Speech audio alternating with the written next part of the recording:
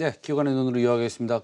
지금 뭐 외국인이 사는 종목 중에서 여러분들 잘 보셨겠지만 삼성전자, 그다음에 현대차, 기아차 이렇게 이제 대형주들 많이 사는데 제가 오프닝 때 말씀드렸다시피 현재 이머징 마켓 펀드로 자금이 유입이 좀 되고 있고 그래서 대형주부터 이제 선별적으로 사게 되는 자금이 유입되는 그런 상황이라고 보고 있습니다.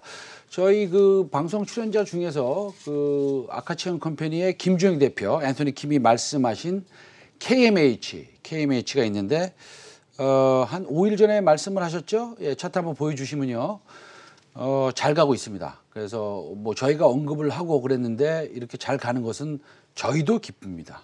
예, 그래서 여기까지 말씀드리고요. 오늘 실례합니다. 기관의 눈 이어가도록 하겠습니다. 네, 오늘도 이경준 혁신투자자문대표 스튜디오에 모셨습니다. 네, 안녕하십니까? 예, 안녕하십니까? 네. 빅히트 엔터테인먼트 이후에 뭐 저는 주가가 떨어지니까 무슨 엄청난 원망하는 뉴스들이 예, 주식시장에 이제 도배를 했습니다. 올라갔다면 아무 일도 없었을 그런 것이었는데 뭐 떨어지니까 마치 누가 정말로 잘못한 것처럼 그런 뉴스들을 보면서 역시 주식시장은 무섭구나 뭐 이런 생각 다시 한번 하게 됐는데 그런데 어제 교촌 치킨 교촌 F&B가 상장을 했는데 따상은 아닌데 그래도 굉장히 잘 가고 있습니다. 그렇죠. 예. 오늘도 16% 올라가고 있고요. 예, 그런데 앞으로 연말까지 한 10대 개 상장 준비하고 있지 않습니까? 근데 뭐 갑자기 조금 그러면 IPO 이 시장이 조금 다시 좋아진다고 봐야 되는 걸까요? 어떻습니까? 현재는 좀 좋아지고는 있는데 연말에 이제 많다 보니까 이제 청약이라든지 어떤 납입 그런 게 이제 중복되는 경우가 있습니다. 그런 경우에는 조금 투심이 조금 흩어질 수 있기 때문에 그런 경우에는 옥석가리가 필요하다. 좀 말씀드릴 수 있겠습니다. 옥석가리가 당연히 필요하겠죠, 그렇죠? 근데 이제 그러면 어저께 상장한 교촌 F&B 지금 우리가 보고 있습니다. 16.6% 올라가고 있는데 주가 흐름이 꽤 좋습니다. 이거 뭐 밸류를 어느 정도 봐야 되나요? 밸류를 지금 뭐 시점에서 좀 보기는 좀 뭐하고 또 이제 신규 상장주여가지고 지금은 굉장히 수급이 많이 붙을 때입니다. 근데 나중을 보면은 어떤 밸류를 말씀드리기 조심스럽습니다만 저게 이제 예전에 보면 혜태제가 할 때 허니버터칩이 엄청 강풍이지 않았습니까? 그래서 이제 개인들도 알고 기관들도 알았던 종목들 보통 잘 가는 경우가 있는데 교촌 같은 경우는 이제 전 국민이 사랑하는 치킨이 있기 때문에 1호 치킨 업체 그렇기 때문에 많은 일반 개인 투자들이 지금 수급이 쏠린 것 같아요. 그래서 이제 지금이 어떻게 더 갈지는 모르겠지만 전반적으로는 조금 더 내려올 가능성이 있죠. 그래서 이제 단순히 밸류를 보면은 지금이 PR이 20배가 안 됩니다. 13배 이 정도 될 텐데 그 정도에서 지금 한 20배가 넘은 상태거든요, 현재는. 그래서 이제 그거보다는 조금 장기적으로는 좀 떨어지지 않을까라고 조금 전망해 봅니다. 네, 저도 교촌 치킨 참 좋아하는데요. 네, 교촌 F&B 경우에는 기관 투자가 수요 측도 좋았고 일반 투자자들도 굉장히 많이 관심을 가져서 흥행을 했습니다. 사실은 근데 이 종목이 뭐 성장주라고 보기에는 좀 애매하지 않습니까? 그런데도 이렇게 흥행을 한 이유가 특별히 있었습니까? 일단 뭐 개인들의 브랜드 네임이 있다. 그러니까 모르는 회사에는 투자를 안 하는데 개인들이 알고 있다. 뭐 삼성이라든지 뭐 교촌이라든지 빅히트라든지 일단 그런 경우에는 공모주 자체로는 흥행을 합니다. 그리고 흥행을 하고 어느 순간까지 올라왔다가 이제 떨어지는 경우 있는데 보통은 그런 경우는 많이 흥행이 됐고 더군다나 수급이 이게 17% 정도가 됐었거든요. 그러니까 유통 가능 물량이 17%인데 막 빅3가 이제 뭐 BTS나 뭐 SK바이오팜, 카카오게임즈들이 다 조단이었는데 이거는 공모 기준으로 3천억 시가총액 그리고 이제 유통 물량은 한 600억 정도였기 때문에 굉장히 가벼웠다. 그래서 수급과 브랜드 네임이 같이 만나가지고 효과가 좀 이루어졌다고 좀 볼 수 있겠습니다. 알겠습니다. 하나 우리 시청자 여러분들한테 말씀드리고 싶은 건 당부드리고 싶은 것은 어떤 것이 있냐 이겁니다. 빅히트 엔터테인먼트가 첫날 따상을 가고 그다음에 상한가 가지 않았습니까? 그다음부터 쭉 밀렸는데 사실은 IPO 주식이라는 게 밸류 이상 오버슈팅하는 경우가 많지 않습니까? 그럴 때가 바로 매도할 때인데 네네. 욕심을 부리시는 경우가 더 많기 때문에 그렇죠. 사실 손실이 좀 일어난다라는 것을 네. 말씀드리고자 합니다.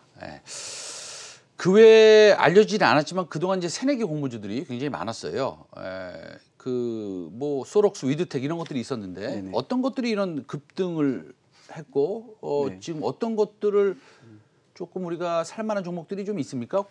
소록스나 위드텍 같은 경우는 시가총액이 굉장히 마이크로합니다. 그래서 이제 가볍기도 하고 유통 가능 물량도 적기 때문에 수급상으로도 100억, 200억 되기 때문에 지금 같은 경우 굉장히 유동성 장세지 않겠습니까? 그래서 조금만 매수가 붙으면 올라갔었기 때문에 이제 그 두 가지 종목이 갔었고 뭐 피플이라든지 박셀도 좀 바이오의 테마를 타가지고 좀 많이 올랐었던 경우가 있고 보통 그 연말 정도에는 뭐 11월, 12월 뭐 특정하기는 어려운데 그 뭐 화이브지나 뭐 바이오나 다 테마 장사가 있는데 늘 한 번은 그 신규 상장주가 떨어진 종목들이 올라가는 장사가 있었습니다. 그게 이제 2주 전 정도에 모든 신규 상장주들이 뭐 상한가를 가거나 뭐 10% 이상 올랐던 때가 있었죠. 그래서 이제 그게 약간 좀 테마로서 좀 올랐었던 게 있었고 또 이제 그 유동성 장세에 많이 그런 총이 작은 수급이 좋은 것들이 이제 올랐다고 좀 볼 수가 있겠죠. 알겠습니다. 그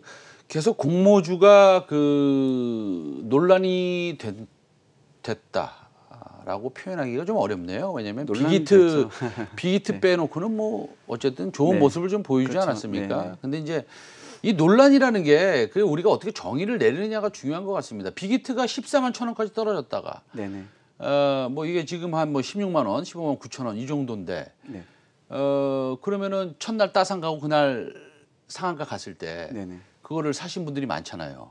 빅히트는 이제 첫날 따상하고 그냥 바로 떨어졌죠. 빅히트는요. 해가지고 떨어졌는데 그러면 이걸 가지고 무슨 기업 공개제도, IPO 이 제도에 뭐 문제가 있다라고 공청회도 열리고 막 이랬고 그렇습니다. 근데 제 생각에는 그럴 것까지는 아니다라고 저는 뭐 개인적으로 생각하고 그것을 그 욕심이 좀 화를 불렀다 이렇게 표현하는 게 맞는 거고 그렇다고 해서 주식이 영원히 올라갈 수 있는 건 아니지 않습니까? 그래서 적정한 가격을 잘 분석을 하고 사는 게 우리 투자자의 책임이고 의무인데 이런 문제점들이 지금 지적이 되고 있습니까? 그러니까 어제 4시부터 한 5시 정도까지 공청회 열렸는데 이 논쟁은 그거였어요. 그러니까 일반 투자자들의 물량 확대를 얼마큼 하느냐인데 일단 어제 저는 이제 일이 있어서 참석 못했는데 참석하신 분들이 대부분 말씀하시는 게 전원다. 그 발제를 하신 분 전원다 외에는 일반 투자자의 물량 확대를 반대했단 말이에요. 그게 말씀하신 것처럼 이게 의식주였기 때문에 부동산이라든지 꼭 생활에 필요한 것들이 아닙니다. 근데 이거를 마치 금융 뭐 예금처럼 뭐 안정 상품처럼 원금이 보장하는 것처럼 얘기해가지고 물량을 늘린다. 그런 것이 조금 조심스러운 거죠. 왜냐면은 이게 2, 3년 전만 하더라도 그런 걸로 손해가 많이 봤기 때문에 이걸로 물량을 줄여야 된다라고 지금 말이 많다가 지금 이제 SK와이폰 가고 카카오게임즈 되니까 이번 늘려야 된다. 그러니까 이게 정책이 2, 3년 만에 좀 바뀌는 거거든요. 굉장히 좀 조심스럽고 지금이야 시장이 좋다고 치고 나중에 이제 주가가 떨어지면은 지금도 뭐 주식 환불되냐 뭐 누구를 해임하나 막 이런 얘기들이 많단 말이에요. 그래서 이거를 누구도 보장할 수 없는데 이게 마치 돈을 버는 것처럼 청약 시스템을 만들어 놔가지고 늘려야 된다. 이거는 좀 뭐 저희들이 보기에는 굉장히 좀 조심스러운 위험한 좀 정책이 아닌가라는 생각이 듭니다. 알겠습니다. 그 개인들이 일단 IPO가 새로운 새내기가 공모가 되고 그다음에 상장이 되면 많은 경우에 있어서 그날 뭐 상한가가 가는 경우도 많고 그다음에 일반적으로 적어도 한 2, 3일 동안은 좋은 모습을 좀 보이는 그 역사적인 데이터를 한번 검증해 보면 그렇다고 본다면 개인들도 이제 그런 측면에서 뭐라 그럴까요? 뭐 로또를 사는 것처럼 그렇게 투자를 하는 것이니까 그런 모습들도 사실은 그 개인들이 책임을 지고 해야 되는 거 아니겠습니까? 그렇기 때문에 일반 투자자 물량이 뭐 늘어난다고 해서 개인들이 그거를 뭐 투기적으로도 이득을 본다든지 하는 것은 뭐 아닌 것 같습니다. 그래서 이런 것들이 IPO 시장에 또 뭐 도움이 된다 이렇게 말씀드리기도 좀 어렵고요. 어쨌든 교촌 덕분에 또 뭐 우리가 IPO 얘기 네. 안 하다가 갑자기 네네. 또 기업 공개 IPO 그렇죠. 얘기를 또 다시 시작하게 됐습니다. 네네. 그래서 교촌이 이제 다시 스타트를 끊었습니다. 네네. 예, 이제 연말에. 네네. 그러면 그 다음도 이제 조금 공모주 인기가 이어질 네. 것으로 보는 게 타당하겠죠? 당분간은 이어집니다. 당분간 이어지는데 말씀드린 것처럼 너무 많이 올라오기 때문에 좀 수급이 조금 분산될 가능성이 있다라는 생각이 들어가지고 본인이 분석을 하고 공부하고 이게 맞다는 종목으로 좀 투자를 하고 아니다 싶은 거는 이제 조금 패스라는 게 있어야 되는데 공모주는 모두 다 넣겠다라는 생각은 조금 위험할 수 있겠다고 말씀을 드릴 수 있겠고요. 아무래도 조금 본인이 아는 분야, 본인이 하는 거에 집중 투자를 하는 게 좋을 거라고 생각됩니다. 알겠습니다. 어쨌든 저희도 최성민의 빅샷에서도 이제 자주 말씀드리지만 아무래도 이제 주식 경제 방송이기 때문에 저희가 종목을 언급을 안 할 수가 없고 시황에 대한 분석을 해드리지 않을 수가 없습니다. 네네. 저희가 무슨 뭐 의료 방송도 아니고 부동산 방송도 아닙니다. 그렇죠? 네. 그래서 주식을 얘기하는데 본인의 책임으로 본인이 분석해서 저희 방송과 다른 방송들을 참고해서 정말로 본인이 확신이 있을 때 투자를 하는 것이 좋을 것 같습니다. 네네.